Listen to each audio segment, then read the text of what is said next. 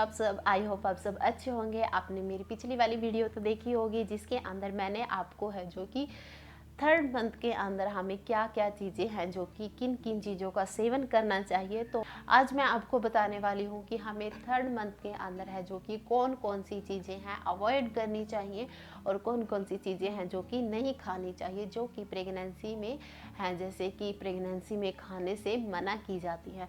तो उनके बारे में भी आपको है जो कि पता होना चाहिए। तो चलिए अपनी वीडियो को स्टार्ट करते हैं। अगर आप मेरे चैनल पर नए हैं तो मेरे चैनल को सब्सक्राइब कर लीजिए, साथ ही बेल आइकन के बटन को प्रेस कर लीजिए ताकि आने वाली वीडियो का नोटिफिकेशन आपको सबसे पहले मिले। तो चलिए अब स्टार्ट करते हैं। सबसे पहले बारी आती है कॉफ़ी व चाय की। गाइस, जब हम प्रेग्नेंट होते हैं तो हमें कॉफ़ी और चाय को अवॉइड करना चाहिए, क्योंकि जितना हो सके आप इसको अवॉइड कीजिए। लेकिन अगर जैसे कि आपको इसकी आदत है तो आप है जो कि बिल्कुल कम क्वांटिटी के अंदर लीजिए, वरना हो सके तो आप इसे अवॉइड ही कीजिए।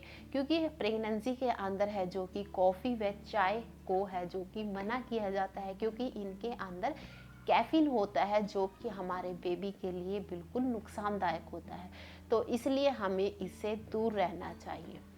इसके बाद बारी आती है गाइस कच्चा पपीता और अनानास।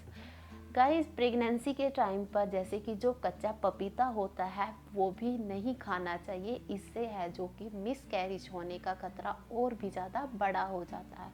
और अनानास है जो कि उसको खाने से भी है जो कि आपके जो बेबी के लिए है जो कि खतरा पैदा हो जाता है। तो इसलिए आप कच्चा पपीता और अनानास को भी है जो कि हमें अवॉइड करना चाहिए। प्रेगनेंसी के टाइम पर हमें इसे नहीं खाना चाहिए।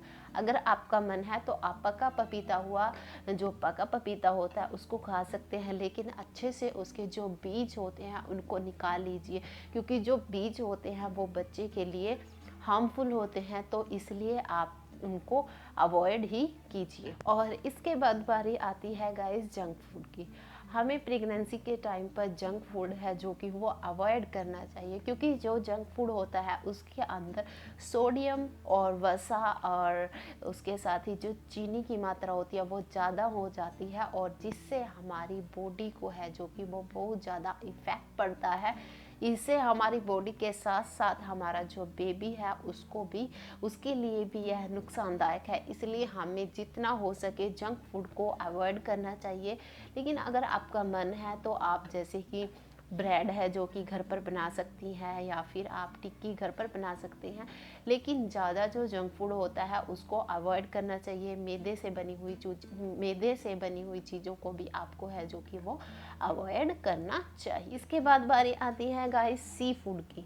जो सी फूड होता है उसको है जो कि प्रेगनेंसी के टाइम पर अवॉइड करना चाहिए, क्योंकि जो भी समुद्री जैसे कि फूड होता है उसके अंदर मरकरी की क्वांटिटी होती है वो बहुत ज़्यादा होती है, और जो कि जैसे कि हमारे जो कोख में पल रहा जो बच्चा है उसके लिए वह बहुत ही ज़्यादा हार्मफुल होती है। तो इसलिए हमें सी फूड को है जो कि अवॉइड करना चाहिए। और इसके बाद बारी आती है गाइस जैसे कि शराब या फिर तम्बाकू, इन सभी चीज़ों का सेवन नहीं करना चाहिए और जितना हो सके इनसे दूर रहें। और इसके बाद बारी आती है नेक्स्ट डिब्बा बंद खाना की। गाइस, आप है जैसे कि जो डिब्बा बंद खाना होता है उसको प्रेगनेंसी के टाइम पर अवॉइड करना चाहिए, क्योंकि जो जैसे कि जो भी जैसे कि जो बंद चीज़ें होती हैं, चाहे वो जूस हो गया या फिर कोई भी खाने की चीज़ें होती हैं, तो उनको स्टोर करने के लिए कुछ प्रिजर्वेटिव है जो कि होते हैं ताकि वो लंबे समय तक चल सकें। और अगर हम उन्हें खाएंगे तो वो जो प्रिजर्वेटिव होते हैं वो हमारे जो बेबी के लिए है जो कि बहुत ही ज़्यादा हार्मफुल होते हैं। तो इसलिए आप है जो कि जो डिब्बा बंद या फिर जो पैक्ड चीज़ें होती हैं उनको अवॉइड करना चाहिए। उसकी जगह पर आप हो सके तो फ्रेश चीज़ें खाइए, फ्रेश फ्रूट खाइए, फ्रेश है जो कि वेजिटेबल लीजिए, फ्रेश जूस लीजिए, अपना घर पर ही बनाइए और हेल्दी रहिए। और इसके बाद बारी आती है लास्ट पॉइंट की। इसके अंदर आता है कच्चा अंडा और कच्चा मांस।